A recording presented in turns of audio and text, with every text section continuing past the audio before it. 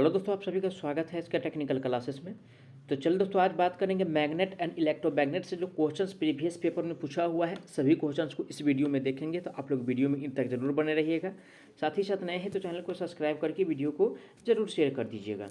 आज का सबसे पहला प्रश्न से स्टार्ट करेंगे। उससे पहले अगर आप लोग डिस्क्रिप्शन को नहीं चेक किए हैं तो ज़रूर चेक कर लीजिए, क्योंकि उसमें व्हाट्सअप ग्रुप, टेलीग्राम, इंस्टाग्राम सभी का लिंक आप लोगों को मिल जाएगा। आप लोग सभी को ज्वाइन कर लीजिए, बारी बारी से सभी पे नोटिफिकेशन मिलता रहेगा। आज का सबसे पहला प्रश्न दिया हुआ है, दो कुंडलियों के स्वप्रेरक मान क्रमशः 4 माइक्रोहर्ट्ज और 9 माइक्रोहर्ट्ज है। यदि युग्मन गुणांक कोफिशिएंट ऑफ कपलिंग 0.5 है तो दोनों कुंडलियों के बीच अन्योन प्रेरकत्व ज्ञात कीजिए। ठीक है, सबसे पहले प्रेरकत्व का जो वैल्यू दिया है, L1 का वैल्यू कितना दिया हुआ है, 4 दिया हुआ है, और L2 का वैल्यू कितना दिया हुआ है, 9 दिया हुआ है। साथ ही साथ कपलिंग गुणांक जो कितना दिया हुआ है, K का वैल्यू जो दिया हुआ है 0.5 दिया हुआ है। ठीक है, और इसका फॉर्मूला दोस्तों होता है यानी कि m बराबर यानी कि K और रूट के अंदर L1 इंटू यानी कि L2 होता है, L1 इंटू में L2 होता है।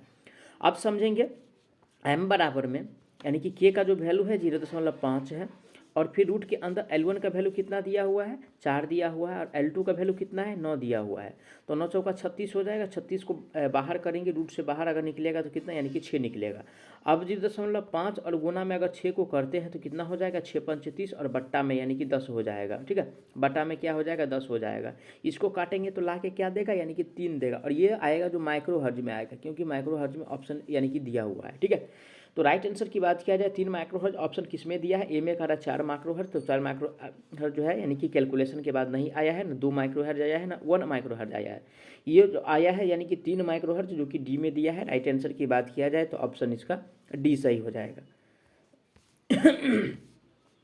सॉरी, अगला प्रश्न पे चलेंगे। आज का अगला प्रश्न दिया हुआ है, चुंबक की तीव्रता और चुंबकन बल के अनुपात को क्या कहता है। यानी कि चुंबकन की तीव्रता और चुंबकन बल के अनुपात को क्या कहते हैं, वो हमको बताना है। ठीक है, तो देखिए दोस्तों, चुंबकन की तीव्रता और चुंबकन बल के अनुपात को यानी कि सुग्राहिता कहते हैं। क्या कहते हैं, सस्पेबिलिटी कहा जाता है। ठीक है, सस्पेटिबिलिटी कहा जाता है। ऑप्शन नंबर किस में दिया हुआ है, सस्पेटिबिलिटी।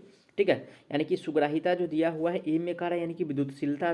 तो विद्युतशीलता यानी कि चुंबकन की तीव्रता और चुंबकन बल के अनुपात को नहीं कहते हैं, ना रिलेक्टिविटी कहते हैं, ना यानी कि परमिटिविटी कहते हैं। इसको यानी कि सस्पेबिलिटी कहा जाता है, जो कि ऑप्शन नंबर डी में दिया है। राइट आंसर की बात किया जाए तो ऑप्शन इसका डी सही हो जाएगा।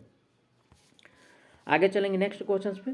आज का अगला प्रश्न दिया हुआ है, अस्थायी चुंबक चल कुंडली मापयंत्रों का उपयोग डैश धारा के मापन के लिए कहा है। यानी कि अस्थायी चुंबक, परमानेंट मैग्नेट मूविंग कॉइल। ठीक है, यानी कि PMMC। ठीक है, इसका यानी कि फुल फॉर्म होता है परमानेंट मैग्नेट मूविंग कॉइल। ठीक है, और इसका जो प्रयोग किया जाता है ओनली फॉर AC पे करते हैं या DC पे करते हैं या दोनों पे किया जाता है, उसके बारे में हमको बताना है।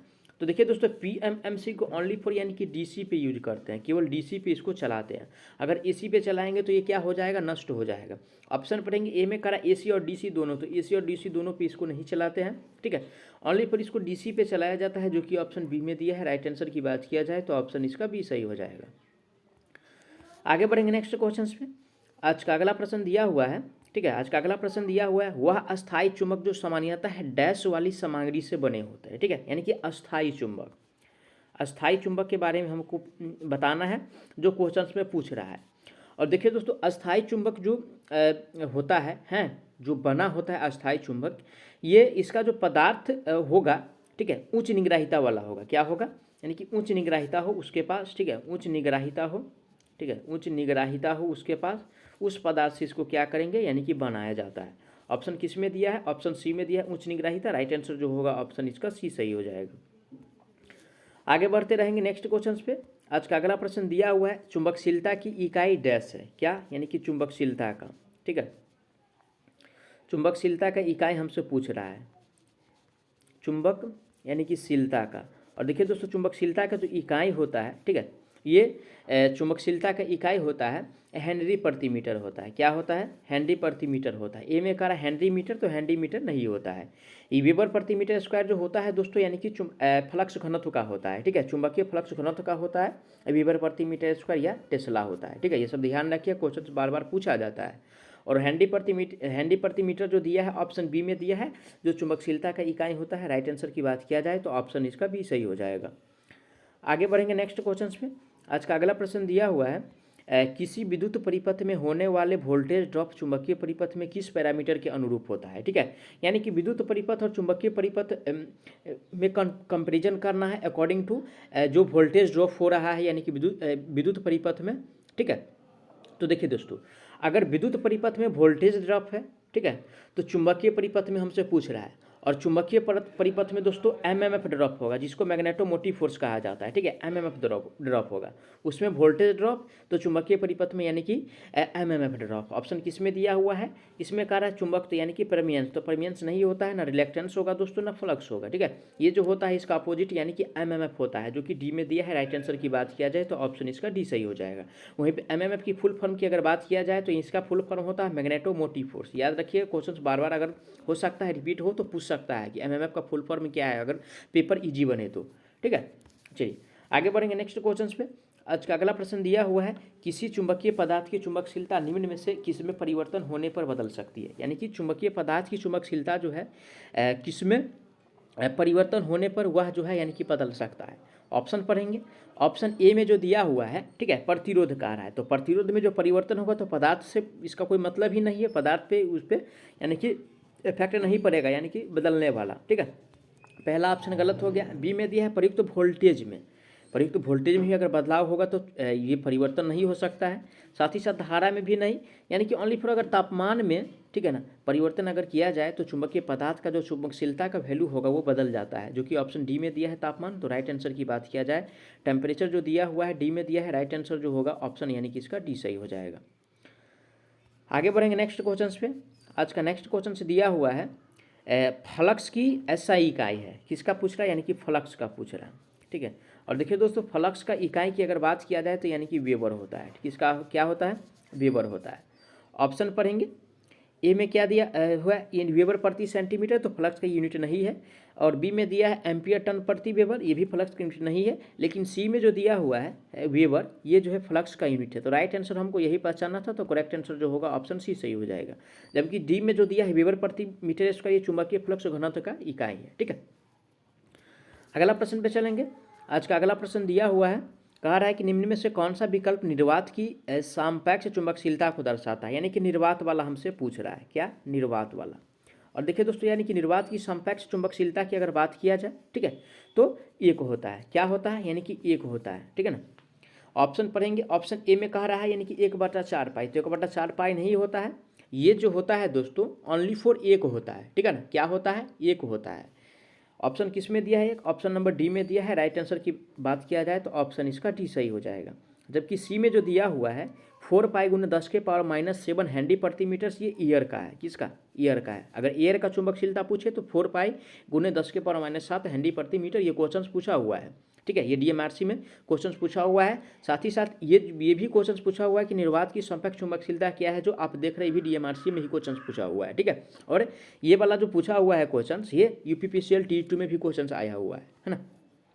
तो आप लोगों के भी जो पेपर करा रहे हैं सारा एमसीक्यू पेपर है। ठीक है ना, क्योंकि इस एग्जाम से उस एग्जाम में क्वेश्चन पूछा जाता है, उस एग्जाम का क्वेश्चन जो है इस एग्जाम में क्वेश्चन पूछा जाता है। इसी के रिकॉर्डिंग जो है आप लोगों के बीच भी ये कोशिश करा रहे हैं कि डीएमआरसी का पेपर हो चाहे बिहार T2 का हो, सारा पेपर कराने का प्रयास करेंगे एग्जाम से पहले। ठीक है, अगला प्रश्न पे चलेंगे। आज का अगला प्रश्न जो दिया हुआ है, ठीक है, आज का अगला प्रश्न दिया हुआ है, कह रहा है कि फैराडे के विद्युत चुंबकीय प्रेरण के दूसरे नियम के लिए अभिव्यक्ति चुने। ध्यान दें, एप्सिलॉन इलेक्ट्रोमोटिव बल है, फाई मैग्नेटिक फ्लक्स है, एन घुमाव की संख्या है।